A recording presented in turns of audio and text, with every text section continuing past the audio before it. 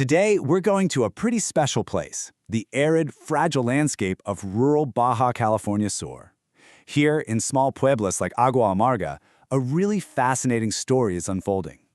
This isn't about massive, top-down development. No, this is about a sustainable future being built person by person, literally from the ground up. You know, to really get where this community is going, you have to see where it's been. I mean, look at this. This isn't just any olive tree, it's a 300-year-old survivor. And this canal? It's been channeling precious water for 4 centuries. These aren't museum pieces, not at all. They are living, breathing infrastructure, and they're a powerful testament to the art of survival in a really harsh land. And that really frames our big question for today.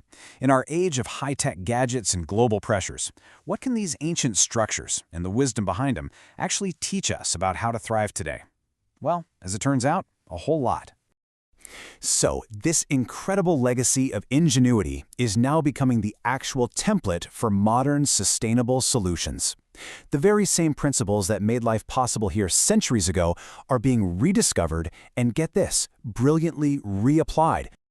This slide just lays it out so clearly. On the left, you've got the Jesuit mission-era infrastructure. It's durable, it's made from local stuff, and it's perfectly adapted.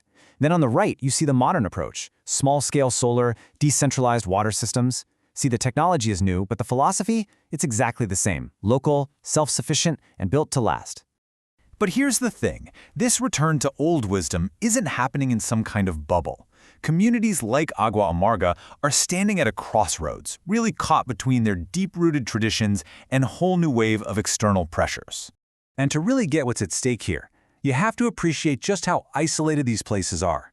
With only 11 people per square kilometer, these communities are scattered and, frankly, often overlooked. This sparsity makes them incredibly vulnerable, but also fiercely independent. Okay, this slide gets right to the heart of the conflict. For the local people, security means being able to access their traditional fishing grounds at places like Punta Arenas and Ensenada de Muertos. It's about community. But for these encroaching megaprojects, security means guards, fences, and surveillance, which literally cuts communities off from their very lifeblood. So let's be clear, these are not abstract threats. We are talking about their only source of fresh water, their aquifer, being depleted.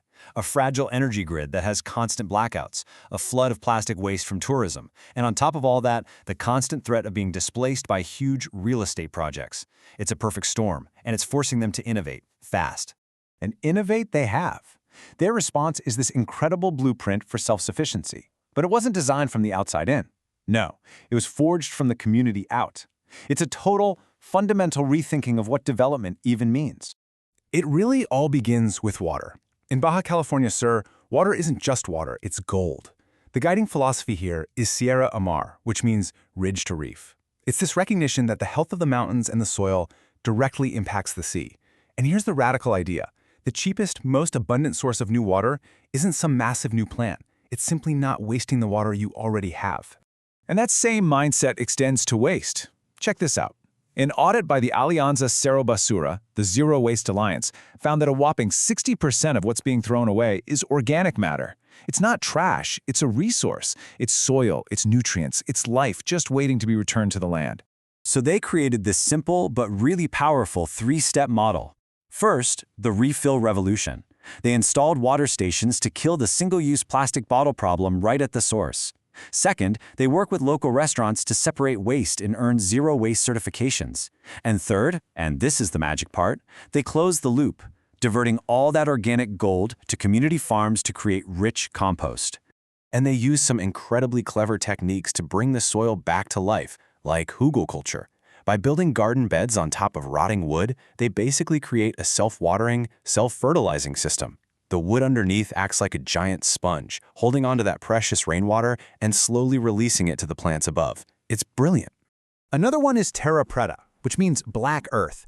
Basically, you create charcoal from waste wood and mix it into the soil. What you get is a permanent, porous structure.